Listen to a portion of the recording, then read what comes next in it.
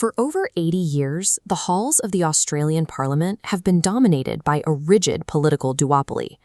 Power trades back and forth predictably between the centre-left Labour Party and the conservative Liberal National Coalition.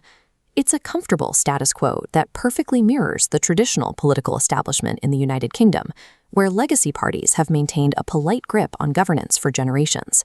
But right now, those legacy conservative coalitions are losing voters. Internal tensions and a perceived drift away from working-class priorities are causing support to hemorrhage at a historic rate. That collapse in trust has created a political vacuum. It has left century-old institutions completely exposed to outsiders, insurgents who know exactly how to tap into rising cultural grievances. In Australia, the politician rushing into that space is Senator Pauline Hanson, founder of One Nation. If you read international media, you'll often see her described as Australia's Nigel Farage. The comparison to the UK reform movement is explicit and intentional. She is currently outpolling the mainstream conservative opposition, and she's doing it by ditching the polished political script entirely, pitching herself as a scrappy outsider fighting to take the country back. She is executing a specific playbook to upend a century of political history, utilizing mechanics that resonate with a global audience.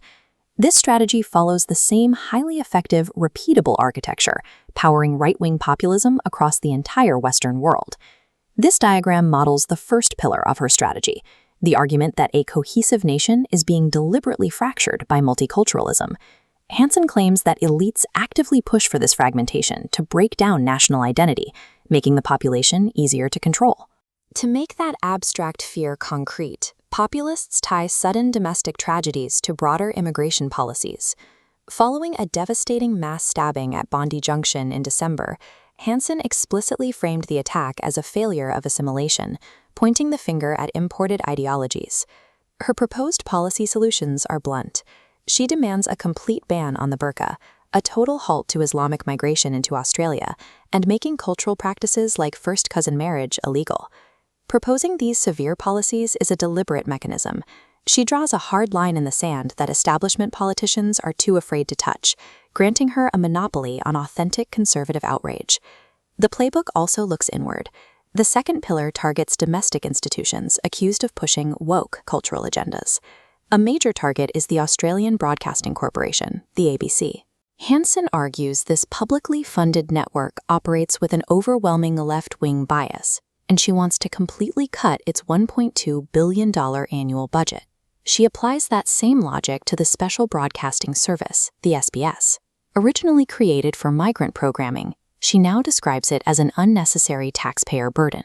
She also aims her fire at modern social policies, campaigning fiercely against gender self-identification in hospitals and the teaching of gender fluidity to young children in schools. Combining attacks on state-funded media with a rejection of modern gender ideology creates a potent mix. It reaches a demographic that feels alienated and silenced by rapid social changes. The third pillar takes aim at the state's handling of Aboriginal affairs. For decades, successive governments have struggled to close the health and wealth gap for remote Indigenous communities. It remains a deeply complex, systemic national issue. This flowchart demonstrates how Hansen reframes that complex history. She portrays Aboriginal affairs as a corrupt $30 billion a year industry. In her narrative, taxpayer money flows to elite land councils, while only a trickle reaches the communities that actually need it. This rhetorical pivot converts the complex issue into a simple economic grievance for the working-class voter. When Hansen first delivered these arguments in her 1996 maiden speech, she was widely pilloried and pushed to the political fringe. Today, she argues that the culture has caught up with her. She points to current social unrest as the exact consequence she predicted 30 years ago. And she has the momentum to back it up. She is actively assembling a shadow establishment, even poaching a former deputy prime minister to build a viable governing team. This playbook has established One Nation as a formalized institutional threat to the established political order. Her success highlights how reliable this playbook is across borders. Hansen's resurgence relies on the same tactics utilized by Nigel Farage and other conservative insurgents abroad. The repeatable formula is visible right here. By synthesizing cultural nostalgia, anti-institutional distrust, and economic frustration, these politicians create a single movement. This formula isn't unique to Australia. It is replicating in the UK, across Europe and in North America. The modern political landscape is highly susceptible to this strategy.